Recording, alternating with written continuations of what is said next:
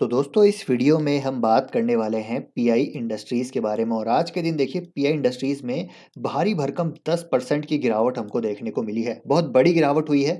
तो ये आज के दिन एक सडन गिरावट क्यों हमको देखने को मिली, इसके पीछे क्या रीज़न है, क्या न्यूज़ है, क्या अपडेट है, आपके साथ यहाँ पर मैं शेयर करने वाला हूँ। और इस न्यूज़ का देखिए यहाँ पर क्या इम्पैक्ट होगा बिज़नेस पे शॉर्ट टर्म में, लॉन्ग टर्म में, वो भी हम समझने की कोशिश करेंगे। And most important as a retail investor अगर आप इसमें इन्वेस्टेड हैं या फिर फ्रेश बाय करने की सोच रहे हैं, तो क्या स्ट्रैटेजी अब यहाँ पर हमको फॉलो करनी चाहिए, वो हम डिस्कस करेंगे और मेरा पर्सनल ओपिनियन भी आपके साथ में शेयर करने वाला हूँ। तो वीडियो को अंत तक देखिएगा, काफ़ी इंटरेस्टिंग इनसाइट्स आपको यहाँ पर मिलने वाली है। तो बात करते हैं सबसे पहले इस गिरावट की वजह का। तो आज के दिन देखिए एक बड़ी अपडेट हमको आती हुई देखने को मिली है। एक कंपनी है रेनबो एग्रो, वो कदम रखने जा रही है पायरोक्सासल्फेन में, जो कि एक इम्पॉर्टेंट प्रोडक्ट है पीआई इंडस्ट्रीज़ के लिए।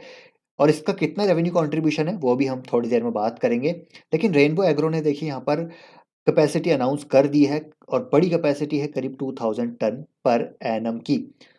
तो पीआई इंडस्ट्रीज के लिए कहीं ना कहीं यहाँ पर ये मुश्किलें बढ़ती हुई नजर आ रही है। अब ऐसा नहीं है कि सिर्फ रेनबो एग्रो ही यहाँ पर उतर रही है।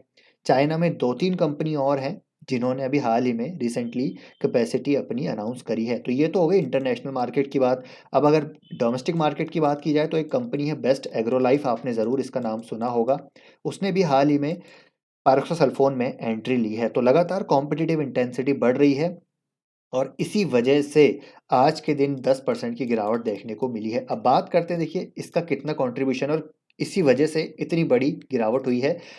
तो FY18 की बात की जाए, एज़ ऑफ 24 मार्च 2023 अपडेट है। FY18 की बात की जाए तो देखिए ओवरऑल रेवेन्यू में पायरोक्सासल्फोन का जो कंट्रीब्यूशन है करीब 20-22% का है और FY23 में करीब ये 40% तक जा पहुंचा है। तो आप समझ सकते हैं कि बहुत ज़बरदस्त यहाँ पर इस प्रोडक्ट का रेवेन्यू कंट्रीब्यूशन है। तो कहीं ना कहीं एक कॉन्सेंट्रेशन रिस्क यहाँ पर लगातार बढ़ता हुआ देखने को मिल रहा है और इस रिस्क की वजह से ही आज हमको प्राइस में इतनी गिरावट देखने को मिली है, क्योंकि लगातार यहाँ पर सप्लाई हमको बढ़ती हुई देखने को मिलेगी मार्केट में। और सप्लाई अगर बढ़ेगी इस प्रोडक्ट में तो कहीं ना कहीं यहाँ पर रियलाइजेशन लॉस होता हुआ देखने को मिल सकता है। अब मेन क्वेश्चन है क्या करना चाहिए।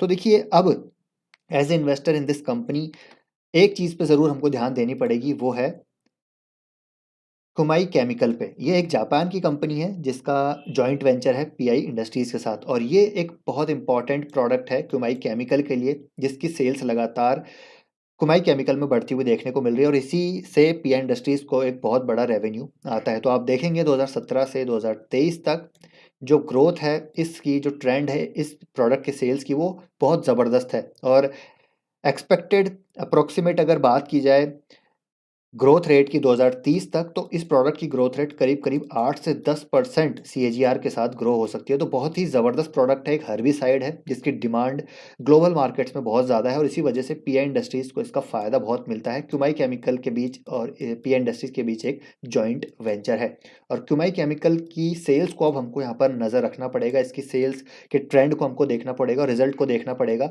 अगर यहाँ पर ग्रोथ रेट यहाँ पर इसी पेस के साथ बढ़ती रही तो कोई दिक्कत नहीं है, लेकिन अगर ग्रोथ यहाँ पर कम होती रही आगे आने वाले समय में तो कहीं ना कहीं यहाँ पर दिक्कतें फिर क्रिएट होती हुई नजर आएगी पीआई इंडस्ट्रीज के लिए। ये यहाँ पर रिस्क रहेगा और इसकी वजह से मेरे ख्याल से अर्निंग डाउनग्रेड्स और वैल्यूएशन कट भी होते हुए देखने को मिल सकते हैं। अब यहाँ पर क्या करना चाहिए, मेन क्वेश्चन ये है अभी क्या करना चाहिए। तो देखिए मैं भी इन्वेस्टेड हूँ पीआई इंडस्ट्रीज में, तो मैं यहाँ पर कुछ नहीं कर रहा हूँ। जो मेरा ऑलरेडी यहाँ पर इन्वेस्टेड कैपिटल है वो इन्वेस्टेड है, कोई यहाँ पर फ्रेश इंक्रीमेंटल कैपिटल मैं यहाँ पर नहीं लगा रहा हूँ। और मैं क्यों नहीं लगा रहा हूँ उसके पीछे रीज़न है कि देखिए पास्ट में भी ऐसी गलती मैं कर चुका हूँ, अपनी खुद की बताऊँगा, दूसरों की तो क्या बताऊँ। तो यहाँ पर पास्ट से सीखना ज़रूरी है। जो मैंने डिवीज़ लैब में और लॉरस लैब में की थी, अब क्या की थी, कोविड के टाइम इनका डिवीज़ का एक प्रोडक्ट था मोलनुपिराविर, ठीक है।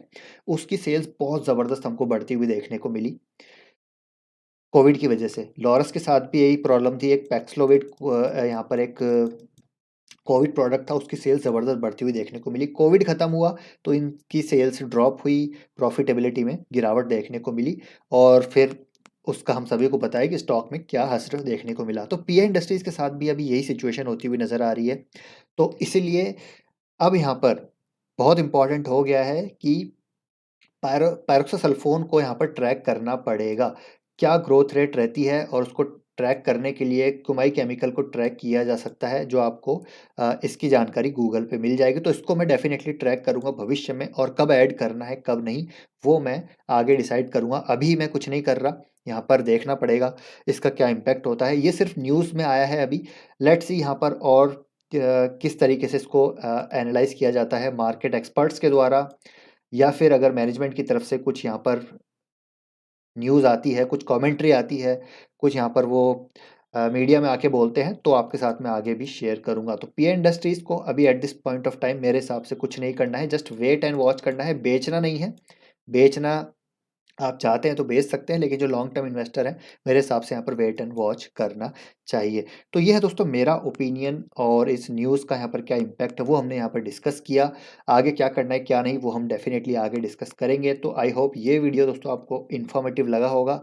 आपका क्या ओपिनियन है इस न्यूज़ को लेकर, या फिर इस स्टॉक को लेकर, वो भी आप कमेंट बॉक्स में ज़रूर शेयर कर सकते हैं। तो वीडियो पसंद आए तो वीडियो को लाइक कीजिएगा, और आपके कोई क्वेश्चन है तो वो भी आप ड्रॉप कर सकते हैं कमेंट बॉक्स में।